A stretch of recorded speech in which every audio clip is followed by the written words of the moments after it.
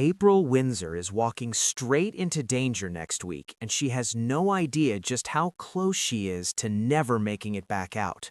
What starts as a quiet revelation quickly turns into a deadly countdown, with one wrong move putting her directly in the firing line of people who have already crossed far worse lines.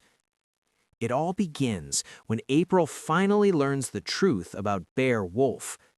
Dylan Penders can't keep the secret any longer and tells her what's really been happening on Celia Daniels' farm. What April hears leaves her shaken. Bear hasn't just been staying there by choice, he's been trapped, controlled, and pushed into forced labor under Celia's watch. And suddenly, all the strange behavior and hushed conversations start to make sense. The timing couldn't be worse. April is already preparing to leave the village with Celia and Ray Walters, believing she has no choice. They're still holding Callum's supposed murder over her head, using fear to keep her silent and obedient. She feels boxed in, powerless, and convinced that leaving is the only way to survive. But Dylan's confession changes everything. At the same time, Dylan is offered a lifeline of his own. Mandy Dingle invites him to start fresh in Ireland, far away from the chaos. For a moment, escape feels possible. But once Bear's situation comes to light, neither April nor Dylan can walk away. Whatever happens next, they know they can't abandon him. Determined to see the truth for herself, April sneaks onto Celia's farm. What she finds there stops her cold. Bear is in a shocking state, clearly worn down and terrified. April begs him to leave with her while he still can. This is their chance. But Bear refuses. He's too scared of turning against Ray, and the hold Celia has over him runs deeper than April realizes. And that's when everything spirals.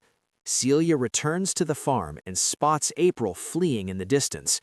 One glance is enough for her to know the damage is already done. April knows too much. If she talks, everything collapses. Without hesitation, Celia orders Ray to kill her. Not scare her, not threaten her. End it. While Celia plans to deal with Bear herself, Ray is given the task of luring April into a trap. But before he can act, his personal life throws him off balance. He meets up with Laurel Thomas and admits he's leaving the village. Laurel is devastated and makes it clear she still believes in them, leaving Ray torn between the life he's pretending to live and the one he's trapped in. Still, the plan moves forward. Ray tells April they need to get rid of some evidence. She goes with him, unaware that every step is taking her closer to her own grave. They arrive at a remote spot and start digging together. The silence grows heavier with every shovelful of dirt. Then it hits her. April freezes as the horrifying realization sets in. This hole isn't for evidence, it's for her. Panic takes over as she begs Ray to stop, pleading with him to let her go. She reminds him of everything, of who he used to be, of the choice he's about to make. Now the question isn't whether April can escape, it's whether Ray is capable of mercy, or if this is where her story was